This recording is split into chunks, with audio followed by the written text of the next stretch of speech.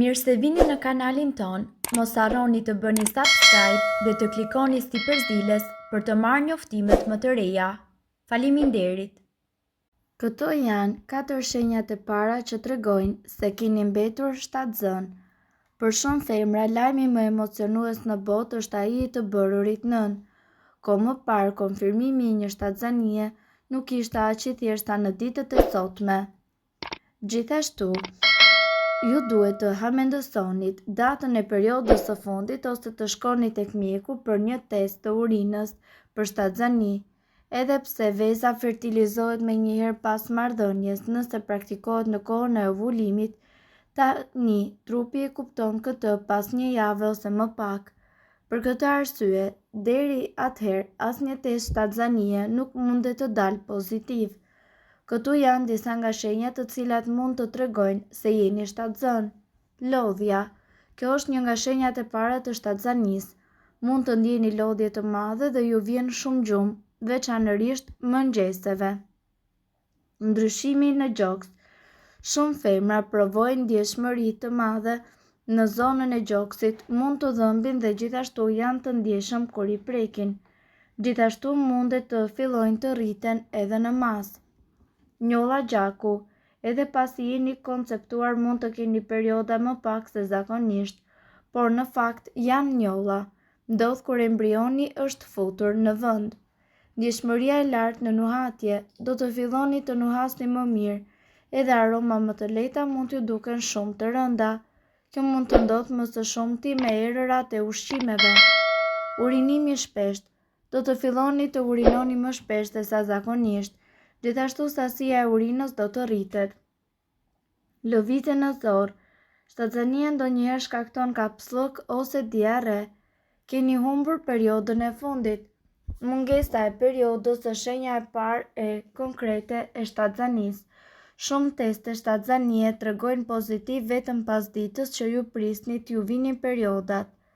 Ndiheni keq në mëngjes, por kjo nuk është shumë e shpeshtë, pasi kjo simptom fillon zakonisht javën e 6, por disa femra mund të provojnë ndjesinë e të villit dhe marrje mendsh që në javën e 3 ose të 4 të shtatzanisë.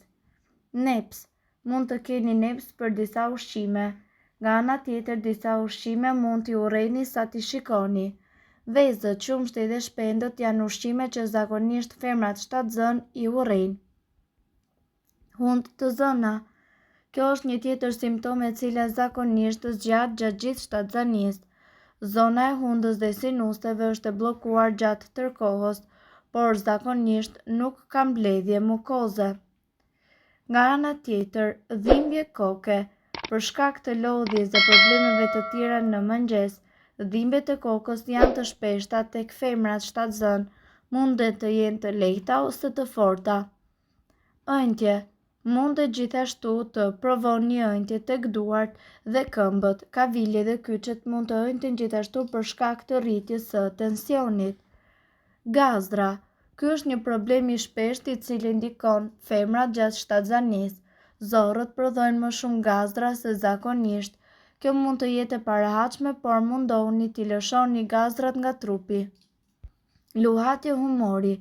Rritja në qarkullimin e hormoneve mundet që të bëjë kërdin me nerva dhe gjendjen tuaj shpirtërore. Do të përjetoni lëvizje të shumta humori. Femrat shtatzën munden të kalojnë nga të lumtura në të mërzitura për pak minuta. Pritja e ëmbël e një foshnje për herë të parë është një përvojë e mbushur me emocione të ndryshme. Përjetohet lumturi sepse do të vinë në jetë një ëngjëll, por edhe frikë nëse do të jesh një prind i mirë. Dieta ushqimore merr një tjetër rëndësi, pasi këtu ne do t'ju vijmë me disa këshilla konkrete në ndihmë. Ja çfarë duhet të konsumoni ju në 3 mujorin e parë të shtatzanisë. 3 mujori i parë. Nevojat kalorike për të kujdesur në 3 mujorin e parë nuk rriten, ndaj dhe rëndësi i jepet cilësisë së ushqimeve dhe jo sasisë. Menuja ditore duhet të përmbajë 1 deri në 2 racione me ushqime të pasura me acid folik si perime me ngjyrë jeshile, agrume, bishtajore, drithre integrale, mish shpendësh, Acide yndyrore omega 3 të cilat trupi njeriu nuk mund të sintetizojë vetë, ndaj dhe burimi vetëm janë ushqimet si vaj ulliri, frutat të thata dhe peshku. Për të villat e mëngjesit mund të konsumohen esëll, bukë e thatë. Frutat. Mundohuni të konsumoni 2 deri në 3 fruta në ditë. Një nga frutat duhet të ketë sasi më të lartë të vitaminës C, si agrumet, kivi, luleshtrydhe dhe fruta pylli qershi. Zakonisht frutat me një përmbajtje të lartë të vitaminës C kanë më shumë aciditet, ndaj dhe rekomandohet që të konsumohen së bashku me vaktin e drekës duke përforcuar edhe përthithjen e hekurit nga burimet e mishit dhe të bishtajoreve. Mundohuni të keni shumëllshmëri frutash. Rekomandohen të konsumohen të shpërndara gjatë ditës dhe jo të gjitha së bashku. Frutat rekomandohen të konsumohen të plota me lëkurë, pasi na ndihmon edhe për kapsullkun. Mjafton të jenë të lara mirë. Perime. Duhet të konsumoni 2 racione në ditë me perime. Një racion mund të jetë një sallatë, supë me perime ose edhe gjell me perime.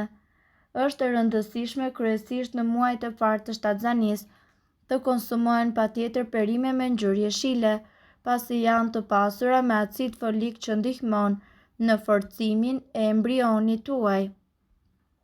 Perime jeshile munden që të jenë sallata jeshile, spinaq, qep të njoma, presh, lëpjeta, lakër, brokoli, spec jeshil, bamje, barbunja, selino e të tjerë. Por duhet kujdes, duhet të lahen shumë mirë sidomos perimet me gjethe, ndaj mundemi të përdorim pak uthull ose sodë buke për dezinfektim.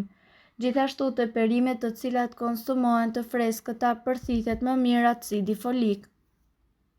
Ndaj, një nga perimet e sallatës duhet të jetë me ngjyrë jeshile. Drithra dhe bukë. Përdorni gjithmonë drithra dhe bukë integrale. Ato janë të pasura gjithashtu me fibra, por edhe me ushqyes, si për shembull hekur, magnez, zink, kalcium, vitamina B, kompleks e të tjerë. Ndihmojnë për kapsullkun, pasi kanë më shumë fibra. Rekomandohen të konsumohen në orare të ndryshme gjatë ditës dhe të mos abuzohet me sasinë.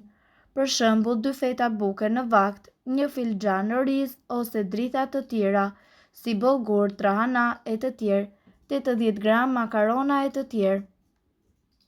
Mirë, po këtu do t'ju tregojmë edhe disa nga ushqimet të cilat me patjetër ju duhet t'i ndaloni gjatë shtatzanisë, si për shembull mishi i pabër, djathrat e butë dhe gjysmë të butë, qumshti jo i pasterizuar, vezët e gjalla, pijet alkolike, kola, konservat me ton dhe peshku shpat dhe gjithashtu peshkun e tymosur. Këto ushqime duhet të shmangen sepse shtatzania është periudha më e bukur në jetën e një femre, por në të njëjtën kohë edhe më sfiduesja.